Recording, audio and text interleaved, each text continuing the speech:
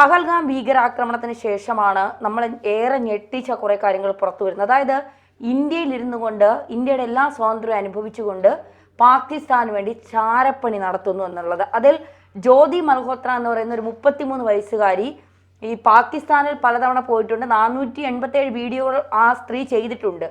പാകിസ്ഥാനിൽ തന്നെ അത് ഒരുപാട് തവണ പോയിട്ടുണ്ട്. ഈ ഭീകരാക്രമണം നടക്കുന്നതിന് മുൻപ് ഇവർ കാശ്മീരിൽ എത്തിയിട്ടുണ്ട്. മാത്രമല്ല കേരളത്തിലും പല സ്ഥലങ്ങളിൽ എത്തിയിട്ടുണ്ടെന്നാണ് പറയുന്നത്. എങ്ങനെയാണ് നമ്മൾ ഇതിനെ കാണേണ്ടത്? അതായത് ഒരു നാട്ടിൽ ജനിച്ചതുകൊണ്ട് അല്ലെങ്കിൽ ഈ അതിർത്തികൾ ഉണ്ടായതുകൊണ്ട് മാത്രം ഉണ്ടാകേണ്ട ഒരു സാധനമല്ല ഈ രാജ്യസ്നേഹം എന്നൊക്കെ പറയാം. നമ്മൾ ഒരു സ്ഥലത്ത് ജീവിക്കുന്നു, അവിടുത്തെ സൗകര്യങ്ങൾ അനുഭവിക്കുന്നു, അതിൻ്റെ സംരക്ഷണം ആസ്വദിക്കുന്നു അല്ലെങ്കിൽ അനുഭവിക്കുന്നുണ്ടെങ്കിൽ ആ രാജ്യത്തോട് ആ നാടിനോട് മിനിമം ഒരു കടപ്പാട്, ഉത്തരവാദിത്വം ഒക്കെ വേണം. എന്നാൽ ഇതൊന്നുമില്ലാതെ പണം മാത്രം ലക്ഷ്യമിടുന്ന കുറേ അധികം പേർ ഉണ്ടെന്നുള്ളത് ദുഃഖകരമായ യാഥാർത്ഥ്യമാണ്. ഇപ്പോൾ ഈ ഓപ്പറേഷൻ സിന്ദൂറും പഹൽഗാം ഭീകരാക്രമണത്തിൻ്റെ പശ്ചാത്തലത്തിലും ഇന്ത്യയുടെ രഹസ്യാന്വേഷണ ഏജൻസികൾ ഏതാണ്ട് 8ഓളം പേരെ ആണ് പലയിടങ്ങളിൽ നിന്നായിട്ട് ഇതിനോടകം അറസ്റ്റ് ചെയ്തിട്ടുള്ളത്. ഏറ്റവും ദൗർഭാഗ്യകരമായ സംഗതി ഇതെല്ലാവരും ചെറുപ്പക്കാരാണ് എന്നുള്ളതാണ്. ഈ ഇപ്പോൾ പറഞ്ഞ വ്ളോഗർ ജ്യോതി, അവർക്ക് 33 വയസ്സേ ഉള്ളൂ. എന്നാൽ മറ്റു പിടിയിലായ പലരും സ്റ്റുഡൻസ് ആണ്. 22ഉം 23ഉം വയസ്സുള്ള വിദ്യാർത്ഥികളടക്കമുള്ളവരാണ് പിടിയിലായ. അവരുടെ പേര് വിവരങ്ങളടക്കം ഇപ്പോൾ പുറത്തു വന്നിട്ടുണ്ട്. അതിൽ 4 പേർ ഹരിയാനയിൽ നിന്നും 3 പേർ പഞ്ചാബിൽ നിന്നും ഒരാൾ ഉത്തർപ്രദേശിൽ നിന്നുമാണ് പിടിയിലായിട്ടുള്ളത്. ആ ലിസ്റ്റ് ഇനി നീളും. കാര്യം നടപടികൾ തുടങ്ങിയിട്ടേ ഉള്ളൂ. ഇപ്പോൾ ഓപ്പറേഷൻ സിന്ദൂറൊക്കെ അവസാനിച്ചു, മറ്റു കാര്യങ്ങളിലൊക്കെ പുരോഗമിക്കുന്നു, അന്വേഷണവും പുരോഗമിക്കുന്നു. അപ്പോൾ ഈ ലിസ്റ്റ് ഇനിയും നീളും എന്നുള്ളത് തന്നെയാണ് പറയുന്നത്. അതിൽ ഈ ജ്യോതി മൽഹോത്രയുടെ കാര്യമാണ് ഏറ്റവും ഗൗരവ സ്വഭാവമുള്ളത്. കാരണം ഇവർ കൃത്യമായ പ്ലാനിങ്ങോട് കൂടിയാണ് ഇതെല്ലാം ചെയ്തത്. മറ്റുള്ളവരൊക്കെ വേണമെങ്കിൽ സാന്ദർഭികവശാൽ എന്ന് വേണമെങ്കിൽ പറയാം. പക്ഷേ ഇവർ കൃത്യമായ പ്ലാനിങ്ങോട് കൂടിയാണ് ഇന്ത്യയിൽ ചാരപ്രവർത്തനം നടത്തിയതെന്നുള്ളത് പകൽ പോലെ വ്യക്തമായിട്ടുണ്ട്.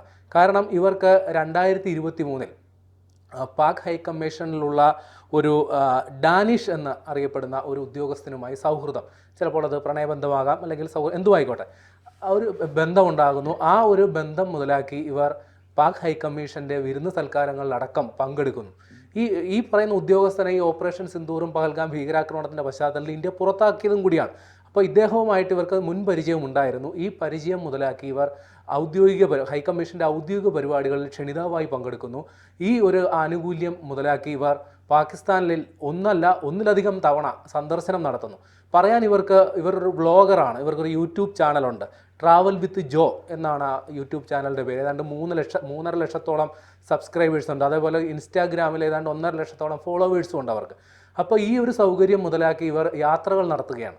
യാത്രകൾ നടത്തി ഇവർ അവിടെ പാകിസ്ഥാൻ്റെ രഹസ്യാന്വേഷണ ഉദ്യോഗസ്ഥരുമായി കൂടിക്കാഴ്ചകൾ നടത്തുന്നു, അവരുമായി സംഭാഷണങ്ങൾ നടത്തുന്നു, ഇവിടെയുള്ള വിലപ്പെട്ട വിവരങ്ങൾ അവരുമായി കൈമാറുന്നു. ഈ പാകിസ്ഥാൻ ISI, അതാണല്ലോ കൃത്യമായി പറയാൻ, പാകിസ്ഥാൻ്റെ രഹസ്യാന്വേഷണ ഏജൻസിയുടെ പേര് ISI. അവർ ഈ ജ്യോതിയെ കണ്ടിരുന്നത് ഇന്ത്യയിലെ അവരുടെ ഒരു അസറ്റ്, അവരുടെ ഒരു ആസ്തി, അതായത് അവർക്ക് വേണ്ടി കൃത്യമായി പണിയെടുക്കുന്ന ഒരാൾ എന്ന രീതിയിലാണ് കണ്ടത്. ഏറ്റവും ദൗർഭാഗ്യകരമായ സംഗതി എന്തെന്നാൽ ഇവർ കേരളത്തിലും സന്ദർശനം നടത്തിയിട്ടുണ്ട്. അതായത് ഏതാണ്ട് 6ഓളം സ്ഥലങ്ങളിൽ, നമ്മുടെ എറണാകുളം, ആലപ്പുഴ, ഇടുക്കി, വയനാട്, അങ്ങനെ ടൂറിസം സാധ്യതകളുള്ള എല്ലാ സ്ഥലങ്ങളിലും. കാര്യം ഇവർക്ക് വ്ളോഗറാണല്ലോ, അതുകൊണ്ട് എവിടെ വേണമെങ്കിലും അവർക്ക് അതിൻ്റെ പേരിൽ യാത്രകൾ നടത്താം, അവിടെ വീഡിയോ ചിത്രീകരിക്കാം, അതൊക്കെ പ്രദർശിപ്പിക്കാം. ആ ഒരു സൗകര്യം ഉപയോഗിച്ചിട്ടാണ് ഇവർ ഇതെല്ലാം നടത്തിയത്.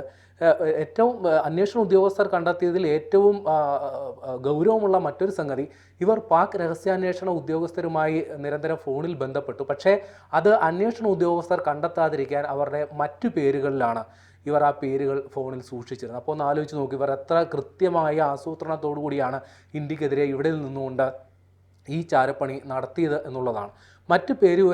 മറ്റൊന്നുകൂടിയുണ്ട്. അവരിപ്പോൾ അറസ്റ്റിലായപ്പോൾ അവർ ഈ കുറ്റം നിഷേധിക്കുക കൂടിയാണ്. അത് എന്തുമായിക്കോട്ടെ, അത് അവർക്ക് നിഷേധിക്കാനുള്ള അവകാശം അവർക്കുണ്ടല്ലോ. അവരുടെ പിതാവ് മാധ്യമങ്ങളോട് ഇപ്പോൾ പ്രതികരണം നടത്തിയിട്ടുണ്ട്. ഇത് കെട്ടിച്ചമച്ച കേസാണ്, അവർ ഒരു വ്ളോഗറാണ്, നേരത്തെ പറഞ്ഞ ആ സ്ഥിരം ന്യായികയാണ്, അവർ വ്ളോഗറാണ്, അതുകൊണ്ട് സ്വാഭാവികമായി അവർക്ക് ഇത്തരം സ്ഥലങ്ങളിൽ സന്ദർശിക്കാം, വീഡിയോകൾ ചിത്രീകരിക്കാം, അതിനപ്പുറം അതിലൊന്നുമില്ല എന്നുള്ള ഒരു വാദമാണ് അവർ ഉന്നയിക്കുന്നത്. ഇനി ഞാൻ നേരത്തെ പറഞ്ഞല്ലോ 8ഓളം പേർ ഈ കേസിൽ ഇതിനോടകം പിടിയിൽ, അവരുടെ പേര് വിവരങ്ങൾ വന്നിട്ടുണ്ട്. അതിൽ ഒന്നാമത്തെ ആൾ ദേവേന്ദർ സിംഗ്. ഇയാൾ പട്യാലയിലെ ഒരു പൊളിറ്റിക്കൽ സയൻസ് വിദ്യാർത്ഥിയാണ്. ഇയാൾ കഴിഞ്ഞ മെയ് 12-ന് അയാളുടെ ഫേസ്ബുക്ക് പേജിൽ തോക്കിൻ്റെയും തിരകളുടെയൊക്കെ ഫോട്ടോ പ്രദർശിപ്പിച്ചു. അപ്പോൾ അതിൻ്റെ ചുവട് പിടിച്ചാണ് അന്വേഷണ ഉദ്യോഗസ്ഥർ ഇയാളെ ചോദ്യം ചെയ്തത്. അപ്പോൾ ചോദ്യം ചെയ്തതിൽ നിന്ന് ഇയാളും ഇതേപോലെ പാകിസ്ഥാൻ സന്ദർശനം നടത്തിയിട്ടുണ്ട് എന്നുള്ളത് മാത്രമല്ല, പട്യാലയിലുള്ള ഒരു മിലിറ്ററി കണ്ടോൺമെൻറ്റിൻ്റെ ചിത്രങ്ങളടക്കം അവിടെ കൈമാറിയിട്ടുണ്ടോ എന്നുള്ള വിവരം അവർ അന്വേഷണ ഉദ്യോഗസ്ഥർക്ക് മുമ്പിൽ സമ്മതിക്കേണ്ടി വന്നു. വേറൊരു ആൾ, ഈ നേരത്തെ പറഞ്ഞല്ലോ ദേവേന്ദർ സിംഗ്, അയാൾ 25 വയസ്സുള്ള ഒരു വിദ്യാർത്ഥിയാണ്. ഇനി ഒരു നോമാൻ ഇലാഹി എന്ന് പറയുന്ന 24 വയസ്സുള്ള ആൾ, അയാൾ ഹരിയാനയിൽ നിന്നാണ് പിടിയിലായിട്ടുള്ളത്. ഇയാളൊരു സാധാരണക്കാരാണ്, സെക്യൂരിറ്റി ഉദ്യോഗസ്ഥൻ്റെ ഒരു സെക്യൂരിറ്റി ഗാർഡായിട്ട് ജോലി ചെയ്യുന്ന ഇയാളാണ്.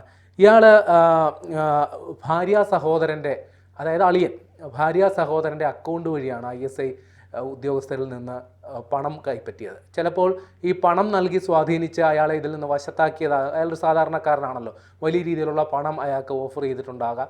ആ രീതിയിൽ ആ വലയിൽ അയാൾ വീണതായിരിക്കാം. മറ്റൊരാൾ 23 വയസ്സുള്ള അർമാൻ എന്നു പേരുള്ള ഒരു പയ്യനാണ്. അയാൾ ഹരിയാനയിൽ നിന്നാണ് അറസ്റ്റിലായത്. അതായത് ഇയാൾ ഇന്ത്യ പാകിസ്ഥാൻ സംഘർഷം നടക്കുന്ന സമയത്ത് ഇവൻ്റെ പണി പാകിസ്ഥാനുള്ള ആളുകളുമായി നിരന്തരം ഫോണിൽ ബന്ധപ്പെടുക, ഇവിടുത്തെ വിവരങ്ങൾ കൃത്യമായി കൈമാറുക, ഇത്തരം പരിപാടികളാണ് ചെയ്തത്. അത് തെളിവ് സഹിതം ഇവനെ ഇപ്പോൾ ഇത്തരം തെളിവുകളുടെ അടിസ്ഥാനത്തിലാണ് അറസ്റ്റ് ചെയ്തിട്ടുള്ളത്. ഒരു UP സ്വദേശിയായ ഒരു ബിസിനസ്മാൻ, അയാളുടെ പേര് ഷഹസാദ്, ഇയാൾ നിരവധി തവണ പാകിസ്ഥാനിലേക്ക് പോയതായിട്ടുള്ള വിവരം സ്ഥിരീകരിച്ചിട്ടുണ്ട്. മാത്രമല്ല ഇയാൾ ഒരു കള്ളക്കടത്തുകാരൻ കൂടിയാണ്. ഇയാൾക്ക് അവിടെ ഈ സൗന്ദര്യവർദ്ധക വസ്തുക്കൾ, സുഗന്ധവ്യഞ്ജനങ്ങൾ അടക്കമുള്ളവയുടെ കള്ളക്കടത്ത് നടത്തുന്ന അതിൻ്റെ മറവിൽ കൂടിയാണ് ഇയാൾ ഈ പാകിസ്ഥാനിലുള്ള ഇത്തരം സംഘടനകളുമായി അല്ലെങ്കിൽ അത്തരം ഉദ്യോഗസ്ഥരുമായി ബന്ധപ്പെട്ടത്. പിന്നെ മുഹമ്മദ് മുർത്താസ അലി എന്ന് പറയുന്നയാളെ ഗുജറാത്തിലെ ജലന്ധർ നിന്ന് ആണ് പിടികൂടിയിട്ടുള്ളത്. ഇയാളുടെ കയ്യിൽ നിന്ന് കൃത്യമായ തെളിവുകൾ, കാര്യം ഇതേപോലുള്ള പാകിസ്ഥാൻ അനുകൂല സംഘടനകളുമായി അല്ലെങ്കിൽ അവിടുത്തെ ഉദ്യോഗസ്ഥരുമായി ബന്ധപ്പെട്ടതിൻ്റെ തെളിവുകൾ കിട്ടിയിട്ടുണ്ട്. രസകരം എന്തെന്നാൽ ഇയാൾ പിടിയിലാകുമ്പോൾ ഇയാളുടെ കയ്യിൽ 4 മൊബൈൽ ഫോണും 3 സിം കാർഡുകളും ഉണ്ടായിരുന്നു. പിന്നെ 2 പേരുടെ പേരുവിവരങ്ങൾ മാത്രമാണ് പുറത്തുവിട്ടിട്ടുള്ളത്. എന്നാൽ ഗസാലയും യാമിൻ മുഹമ്മദ്, ഇവർ 2 പേരും പഞ്ചാബ്, ഇവരും ചെറുപ്പക്കാരാണ്. അപ്പോൾ ഒരു കാര്യം ഉറപ്പാണ്, ഈ പണം എന്ന് പറയുന്ന ഒരു ഘടകമാണ് ഇവിടെ. കൃത്യമായി പണം വാഗ്ദാനം ചെയ്ത് ഇത്തരം യുവാക്കളെ കൃത്യമായി വലയിൽ വീഴ്ത്തി രാജ്യവിരുദ്ധ പ്രവർത്തനങ്ങൾക്കായി കൃത്യമായി വിനിയോഗിച്ചു. അവർ ഇത്തരം യുവാക്കൾ ഇത്തരം ശക്തികളുടെ വലയിൽ കൃത്യമായി ചെന്ന് വീണു എന്നാണ് ഈ ഘട്ടത്തിൽ മനസ്സിലാക്കേണ്ടത്. തീർച്ചയായിട്ടും ഈ ജ്യോതി മൽഹോത്രയെ കുറിച്ചൊക്കെ അതാണ് ഏറ്റവും ഗൗരവമായതെന്ന് ഇപ്പോൾ പ്രേമലാൽ ചേട്ടൻ പറഞ്ഞതുപോലെ ഏറ്റവും ഗൗരവമായ കാര്യം അതാണ്. ഒരു 487 വീഡിയോകളിൽ പലതും പാകിസ്ഥാൻ സന്ദർശിച്ച വീഡിയോകൾ മാത്രമല്ല, പഹൽഗാം ഭീകരാക്രമണം ഉണ്ടാകുന്നതിന് മുൻപ് കശ്മീരിൽ പോയിരുന്നു. അവിടുത്തെ കൃത്യമായ കാര്യങ്ങൾ ഇവർ ഒന്നുകിൽ ഈ പാകിസ്ഥാൻ്റെ ഈ ISIക്കൊക്കെ കൈമാറിയിട്ടുണ്ടാകണം. അതുകൊണ്ടാണ് പെട്ടെന്ന് സൈന്യമില്ലാത്തപ്പോൾ തന്നെ ഇവർ കൃത്യമായി കയറി ആക്രമണമൊക്കെ നടത്തിയത്. അപ്പോൾ ഇന്ത്യയിലിരുന്നു കൊണ്ട് ഇത്തരം ചാരപ്പണികൾ ചെയ്യുന്ന, ഇന്ത്യയെ ഒറ്റുന്ന, രാജ്യദ്രോഹം ചെയ്യുന്നവരെ ജീവനോടെ പോലും വെച്ചുകൊണ്ടിരിക്കാൻ പാടില്ല എന്നുള്ളതാണ്. ഇവരൊക്കെ ഇനിയും ജീവിച്ചാൽ അല്ലെങ്കിൽ ഇവരെയൊക്കെ ഇന്ത്യൻ പൗരത്വം റദ്ദാക്കിയിട്ട് പാകിസ്ഥാനിലേക്ക് അയക്കുക എന്നുള്ളതാണ്, ഒരിക്കലും ഇന്ത്യയിലേക്ക് തിരിച്ചു വരാത്ത രീതിയിലേക്ക്. നിലവിൽ 8 പേരാണ് പിടിയിലായിട്ടുള്ളത്. ഇനി ആ ലിസ്റ്റ് നീളരുതേ എന്നുള്ളൊരു പ്രാർത്ഥനയാണ് എനിക്കുള്ളത്. കാര്യം അത് ഒരിക്കലും നല്ലതല്ലല്ലോ. കാര്യം ഇത്രയും വലിയൊരു സംഗതി, അതിൻ്റെ ഗൗരവം അത്രത്തിലുമുണ്ട്. അതെ.